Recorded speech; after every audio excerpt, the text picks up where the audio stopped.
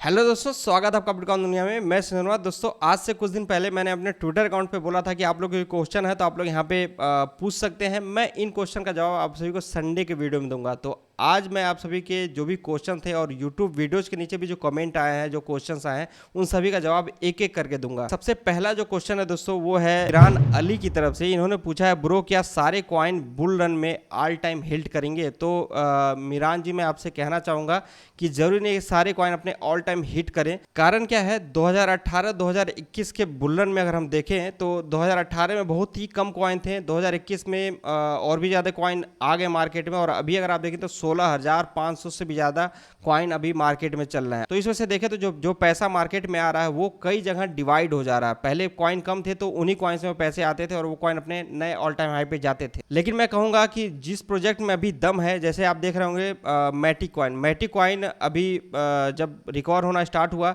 इसका all time high $3 से थोड़ा सा नीचे था, लेकिन जब ये नीचे आया तो बहुत ज़्यादा नीचे आया, लेकिन यहाँ से रिकवर जब होना स्टार्ट हुआ तो $1.5 करीब गया ये, ठीक है। अभी फिर से नीचे आया हुआ है, लेकिन जब नेक्स्ट बुल रन आएगा तो ये बहुत आराम से अपने ऑल टाइम हाई को क्रॉस करेगा। उसी प्रकार से और भी बहुत सारे क्रिप्टो करेंसी है जिनके अंदर अपडेट आ रहे हैं, जिनकी टीम उस प्रोजेक्ट पे काम कर रही है, वो कॉइन बहुत आराम से अपने ऑल टाइम हाई को क्रॉस करेंगे। लेकिन जो कॉइन अपने प्रोजेक्ट पे काम नहीं कर रहा है, कोई खास अपडेट लेके नहीं आ रहा है, उन कॉइन्स का अपने ऑल टाइम हाई तक जाना बहुत ही ज्यादा मुश्किल है। सोम सिंह का क्वेश्चन है, सर प्लीज 1 इंच एंड यूनी फुल डिटेल वीडियो। तो इन दोनों कॉइन्स के बारे में फुल डिटेल वीडियो आ जाएगी, लेकिन मैं आपको कहना चाहूंगा ये दोनों जो कॉइन है वो डिसेंट्रलाइज एक्सचेंज पे है। और मैं आपसे भी बता दूं, अभी जितने भी सेंट्रलाइज एक्सचेंज के कॉइन है वो थोड़ा सा परफॉर्मेंस करना स्टार्ट किए हैं। नेक्स्ट बारी जो है इन्हीं कॉइन्स की होने वाली है। और आप सभी को ये भी बता दूं, सेंट्रलाइज एक्सचेंज से रिलेटेड बहुत ही बैड इंप्रेशन पड़ रहा था, जैसे FTX जो एक्सचेंज था वो कोलैप्स हुआ, और भी बहुत सारे एक्सचेंज थे जहां से सुनने में आ रहा था कि SEC उसके खिलाफ कार्रवाई कर रही है। तो देखा जाए तो ये जितने भी डेक्स से रिलेटेड कॉइन्स थे,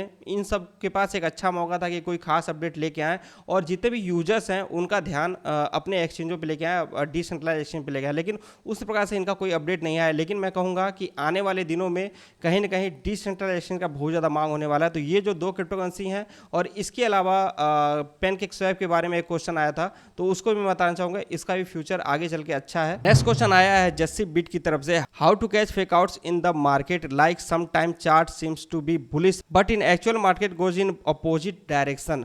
तो आपको मैं कहना चाहूँगा जस्सी जी, जब बिटकॉइन प्राइस ऊपर जा रहा है और जो RSI वो बेयरिश डाइवर्जन दिखा रहा है और जो वॉल्यूम है वो भी वहाँ पे लो दिखा रहा है, तो आप समझ लीजिए वो कहीं ना कहीं एक फेक आउट है। आप देखते होंगे कभी कभी मार्केट में कोई बड़ी न्यूज आती है तो वहाँ पे बिटकॉइन का प्राइस थोड़ा सा पंप होना स्टार्ट होता है, वो वेल्स वहाँ पे क्या करते हैं, मार्केट को ऊपर लेके जाते हैं और वहाँ से अचानक मार्केट को नीचे ले जाते हैं, मतलब वही फेक आउट होता है। और जितने भी लोग लॉन्ग करके रखे रहते हैं उस न्यूज़ की वजह से वहाँ पे लिक्विडेट हो जाते हैं। नेक्स्ट क्वेश्चन आया है अभी की तरफ से, केक कॉइन $10 पे लिया है, कब तक रिकवर होगा? तो अभी जी, केक कॉइन का ऑल टाइम हाई लगभग $42 से $45 करीब रहा है, और मैंने अभी बताया ये जो कॉइन है जब डिसेंट्रलाइज एक्सचेंज का ट्रेंड आएगा तो उस समय बहुत ही अच्छा परफॉर्मेंस करेंगे। अभी इसका प्राइस लगभग चल रहा है $1.5 के करीब का, तो रिकवर होने के चांसेस है, आपका जो बाइंग प्राइस है वहां तक चला जाएगा अगर एक बड़ा बुल रन आता है। तो अभी प्रेजेंट टाइम ये अंडर 100 रैंक के करीब का है। इस बियर मार्केट में अगर ये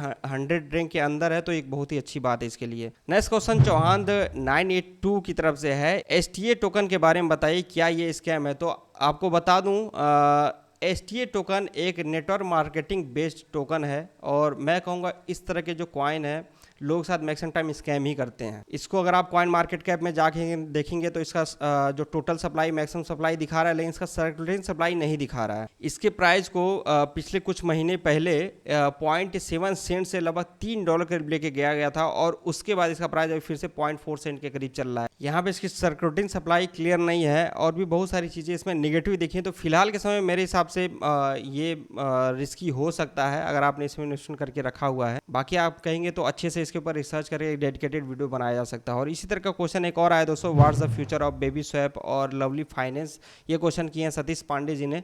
तो मैं कहूँगा ये कॉइन पंप एंड डंप होते हैं। पंप हुए जब इनका ट्रेंड आया था, और अभी आज के समय बहुत ही ज़्यादा नीचे चल रहा है। इनका ट्रेंड आएगा तो फिर से इसमें पंप देखा जा सकता है, लेकिन उस हिसाब से पंप देखने को नहीं मिलेगा जिस हिसाब से पिछली बार इन कॉइन्स में देखा गया था। यहाँ पे इस तरह के कॉइन्स के बारे में जो पूछा जा रहा है, जैसे STA हो गया या जो बाकी कॉइन हो गए, मैं आपको थोड़ा सा एक बात बताना चाहूँगा, जिसको अगर आप लोग एग्री करते होंगे तो आप ज़रूर यहाँ पे कमेंट में यस ज़रूर लिखिएगा, आपने सही बोला है। होता क्या दोस्तों, अगर 10,000 रुपये हैं, ठीक है, अगर 2,000 का नोट है जो कि अभी बंद हो चुका है, लेकिन 2,000 का नोट होगा तो वो 5 नोट रहेगा, ठीक है। अगर वही 500 का नोट होगा तो वो होगा 20 नोट, और वही 100 का जो नोट होगा 10,000 तो वो 100 नोट होगा, ठीक है।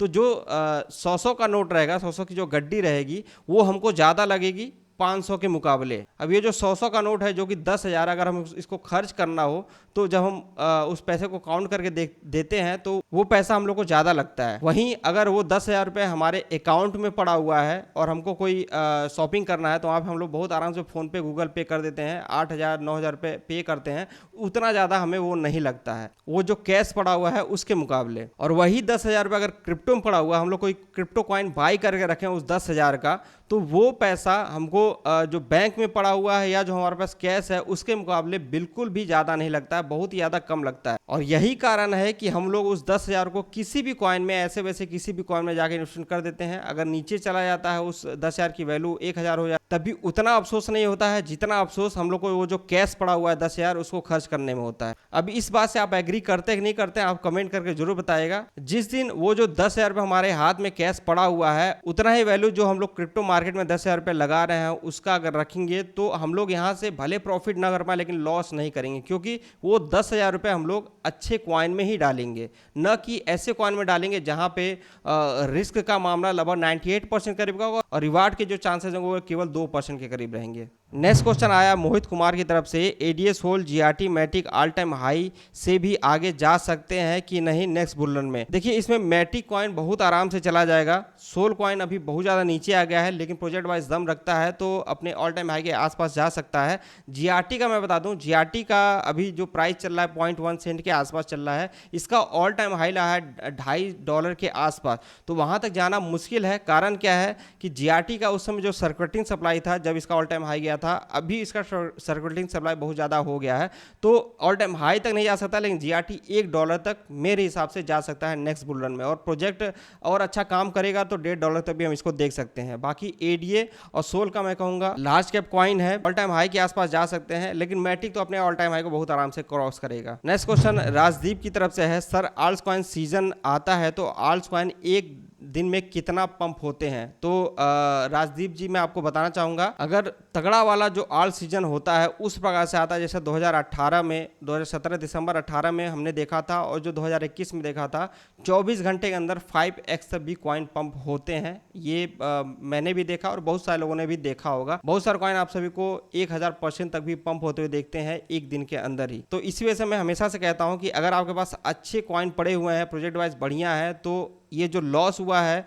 ये 1.5 साल 2.5 साल लग गए हैं लॉस होने में, लेकिन जब रिकवर होना स्टार्ट होगा तो एक सप्ताह के अंदर ही वो कॉइन आपका रिकवर हो जाएगा और प्रॉफिट देके जाएगा। बस क्या है, होल्डिंग पावर आपकी अच्छी होनी चाहिए और अच्छे कॉइन में इन्वेस्टमेंट होना चाहिए। नेक्स्ट क्वेश्चन आया जितेंद्र परमार की तरफ से, मैंने जो भी कॉइन होल्ड किए हैं वो सब को 2025 के फर्स्ट क्वार्टर तक सेल करना है क्योंकि इसके बाद वो 4 साल का सर्किल चलेगा, तो क्या मुझे 2025 में सभी कॉइन सेल कर देने चाहिए या 2030 तक भी वेट किया जा सकता है for hug profit? Must answer my question sir.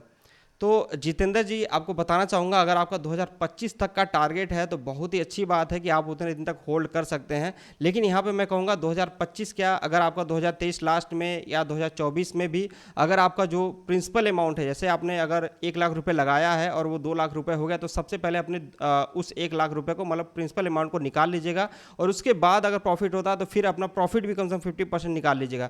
25 तक का टारगेट बहुत ही लंबा हो जाएगा। 25 के बाद भी अगर आप 2030 तक होल्ड करने की सोच रहे हैं तो मेरे हिसाब से वो डिसीजन उतना सही नहीं होगा। हाँ, 1-2 कॉइन है जैसे कि इथेरियम और बिटकॉइन हो गया, इन सब में आप अपने कुछ पैसे को रख सकते हैं, लेकिन अगर 25 तक आप प्रॉफिट में जाते हैं या 2024 तक, तो अपने पूरे प्रॉफिट को भी वहाँ से निकाल लीजिएगा। और 1-2 कॉइन है जैसे मैंने बताया बिटकॉइन और इथेरियम, इसको आप होल्ड करके रख सकते हैं। जैसा कि मैं भी मार्केट कितना भी ऊपर चला जाता है या कितना भी नीचे रहता है, मेरा इन 2 कॉइन में हमेशा से इन्वेस्टमेंट बना रहता है, भले वो नीचे ही क्यों ना आ जाए। प्रकाश जी ने पूछा है कि आपकी क्रिप्टो जर्नी के ऊपर वीडियो बनाई, तो मैंने जब अपना फेस रिवील वाला वीडियो बनाया था तो उसमें मैंने अपनी मैक्सिमम जो क्रिप्टो जर्नी रही है वो शेयर किया हुआ है, आप उसको जाके देख सकते हैं। अमित नोकवाल जी का क्वेश्चन है, how Hotbit fund can be withdraw and future of dog cake ship dot cake का फ्यूचर बढ़िया है, शिप का थोड़ा सा डाउटफुल है मेरे हिसाब से, लेकिन जब मेम सीजन स्टार्ट होगा तो अच्छा परफॉर्मेंस कर सकता है। लेकिन उसके कंपटीटर बहुत ज़्यादा आ गए, जैसे पेप कॉइन आप देख रहे होंगे, पेप टोकन में ज़्यादा वॉल्यूम आ रहा है। जिस प्रकार से आप लोगों ने देखा डॉज कॉइन पहले पंप हुआ, उसके बाद उसका कंपटीटर शिब आया, तो डॉज कॉइन में ज़्यादा वॉल्यूम नहीं जा रहा था। उसी प्रकार से शिब का ट्रेंड जब स्टार्ट हुआ, उसके बाद फिर आया पेप टोकन का सीजन, तो पेप कॉइन में ज़्यादा फंड आ रहा है, ज़्यादा वॉल्यूम आ रहा है, जबकि उसके मुकाबले शिप में कम आ रहा है। तो उसको अगर हम देखें तो उस हिसाब से शिप में थोड़ा सा मुझे डाउट है, लेकिन डॉट और केक एक अच्छा इन्वेस्टमेंट है, वो अच्छा परफॉर्मेंस करेंगे। तो ये सभी आपके क्वेश्चन दोस्तों, और उसका जवाब उम्मीद है कि मैंने मैक्सिमम क्वेश्चन यहाँ पे लिया है और उसका जवाब दिया है। फिर भी अगर किसी का छूट गया है तो नेक्स्ट संडे मैं इसी तरह का Q&A करूँगा और उसका जो है जवाब आपसे दूंगा। अगर इस तरह का वीडियो आपको पसंद आ रहा है, ये Q&A की वीडियो होनी चाहिए संडे को, तो आप कमेंट करके जरूर बताएगा, जिससे कि मुझे पता चलेगा इस तरह का वीडियो आपको पसंद आ रहा है, और मैं और भी क्वेश्चन यहाँ पे लेने की कोशिश करूँगा। बाकी इस वीडियो में इतना ही। जय हिंद।